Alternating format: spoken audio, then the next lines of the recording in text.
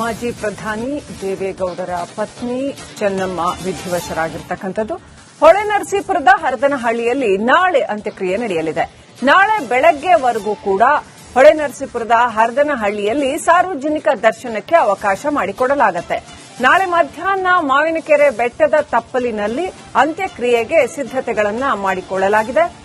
ಒಕ್ಕಲಿಗ ಸಂಪ್ರದಾಯದಂತೆ ಅಂತಿಮ ವಿಧಿವಿಧಾನಗಳು ನೆರವೇರಲಿವೆ.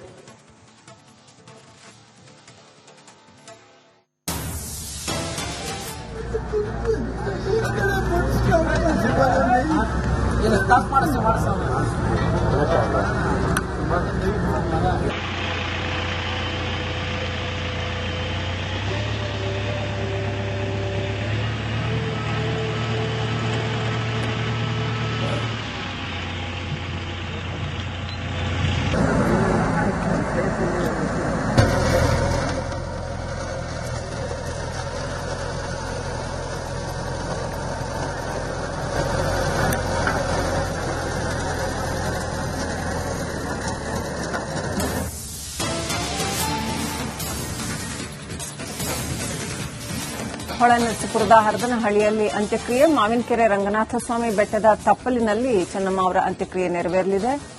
ಮಾಜಿ ಸಚಿವ ಎಚ್ ಡಿ ರೇವಣ್ಣ ಅಂತ್ಯಕ್ರಿಯೆ ಸ್ಥಳದಲ್ಲಿ ಈಗ ಹೋಗಿದ್ದಾರೆ. ಅಲ್ಲಿ ಕಣ್ಣೀರು ಗರಿತಾ ಇದ್ದಾರೆ. ನಾನು ನನ್ನ ದೇವರನ್ನ ಕಳೆದುಕೊಂಡೆ ಅಂತ ಕಣ್ಣೀರು ಗರಿತಾ ಇದ್ದಾರೆ. ಯತ್ನಹಳ್ಳ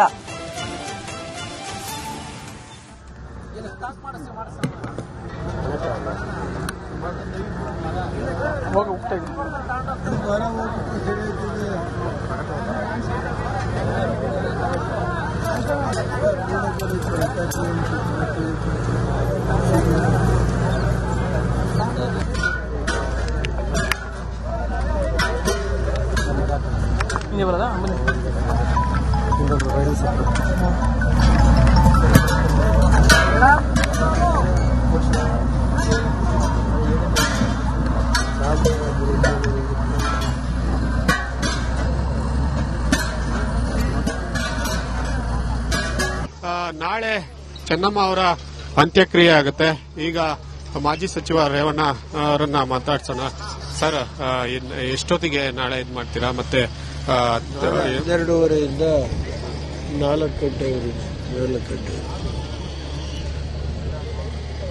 12:30ರಿಂದ 4 ಗಂಟೆವರೆಗೆ ಹೊಳೆನರಸೀಪುರದ ಮನೆಯಲ್ಲೇ ಅಲ್ಲಿ ಏನಾದ್ರು ನೋಡ್ಲಿಕ್ಕೆ ಅವಕಾಶ ಇದೆಯಾ ಸರ್? ಹೊಳೆನರಸೀಪುರದ ಲೈಟ್ ಎಲ್ಲ ಇದೆ.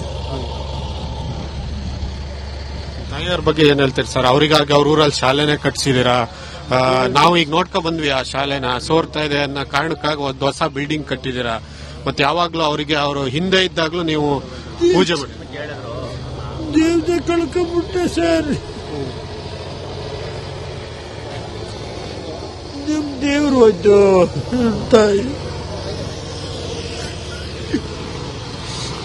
ನೋಡ್ಬೋದು, ರೇವಣ್ಣ ಅವರಿಗೆ ತಾಯಿ ಮೇಲಿನ ಅತೀವವಾದ ಪ್ರೀತಿ. ಅವರು ಈ ಹಿಂದೆ ಕೂಡ ಏನು ಅವ್ರ ಮೇಲೆ ಆಸಿಡ್ ದಾಳಿ ಈ ತರ ಘಟನೆಗಳಾದಾಗ್ಲೂ ಕೂಡ ಅವರು ದೇವರಿಗೆ ಹರಕೆ ಹೊತ್ತು ಪೂಜೆ ಪುರಸ್ಕಾರಗಳನ್ನ ಅತಿಯಾಗಿ ನಂಬಿದಂತ ಅಂತ ಒಂದು ಸಮಯದಿಂದ ಅವರು ಅತಿಯಾಗಿ ಪೂಜೆ ಪುರಸ್ಕಾರವನ್ನ ನಂಬಿದಂತವ್ರು. ಅಂದ್ರೆ ಹೆಚ್ಚು ಏನು ರೇವಣ್ಣ ಅವರು ಅಂದ್ರೆ ಪೂಜೆ ಮತ್ತೆ ಗಳಿಗೆಗಳನ್ನ ಸಮಯಗಳನ್ನ ನೋಡುವಂತದ್ದು, ಈ ರೀತಿ ಅವ್ರದೇ ಆದ ಒಂದಷ್ಟು ಏನು ರೀತಿ ನೀತಿಗಳನ್ನ ಮೈಗೂಡಿಸಿಕೊಂಡಂತ ವ್ಯಕ್ತಿ ಅಂತ ನನ್ನ ಜೊತೆ ಮಾತಾಡಿದಾಗ ನಿಜವಾಗ್ಲೂ ಕಣ್ಣೀರ್ ಹಾಕಿದ್ರು. ದೇವರನ್ನ ಕಳ್ಕೊಂಡ್ಬಿಟ್ಟೆ ಸರ್ ಅನ್ನುವಂತ ಮಾತನ್ನ ಹೇಳಿ ರೇವಣ್ಣ ಕಣ್ಣೀರ್ ಹಾಕಿದ್ದಾರೆ. ತಾಯಿ ಬಗ್ಗೆ ಅಪಾರವಾದ ಪ್ರೀತಿಯನ್ನ ಹೊಂದಿದ್ರು.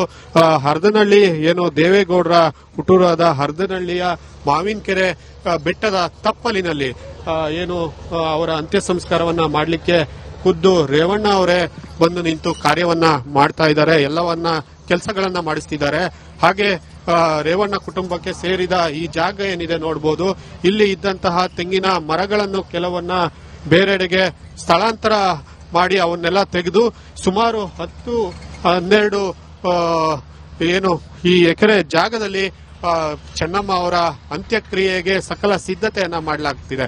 ಯಾಕಂತಂದ್ರೆ ಸಾಕಷ್ಟು ಜನ ಇಲ್ಲಿಗೆ ಬರ್ತಾರೆ, ಸಾವಿರಾರು ಜನ ಬರ್ತಾರೆ. ಪಕ್ಕದಲ್ಲೇ ಏನು ಬೆಟ್ಟದ ರಂಗನಾಥ ಸ್ವಾಮಿ, ಮಾವಿನಕೆರೆ ಬೆಟ್ಟದ ರಂಗನಾಥ ಸ್ವಾಮಿ ಇದೆ.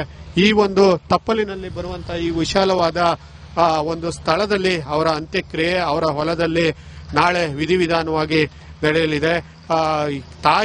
ತಾಯಿಗಾಗೆ ಒಂದು ಶಾಲೆಯನ್ನೇ ಕಟ್ಟಿಸಿದಂತ ವ್ಯಕ್ತಿ ರೇವಣ್ಣ. ಇವತ್ತು ನಿಜಕ್ಕೂ ತಾಯಿಯನ್ನ ಕಳ್ಕೊಂಡು ನನ್ನ ದೇವರನ್ನ ನಾನು ಕಳ್ಕೊಂಡಿದ್ದೀನಿ ಅಂತ ಕಣ್ಣೀರು ಹಾಕ್ತಿದ್ದಾರೆ. ಅದೇ ರೀತಿ ಅವರ ಗ್ರಾಮವೂ ಕೂಡ ಸಾಕಷ್ಟು ಶೋಕ ಸಾಗರದಲ್ಲಿ ಮುಳುಗಿದೆ ಅಂತ ಹೇಳಬಹುದಾಗಿದೆ. ಖುಷ್ವಂತ್, ರಿಪಬ್ಲಿಕ್ ಕನ್ನಡ, ಹಾಸನ.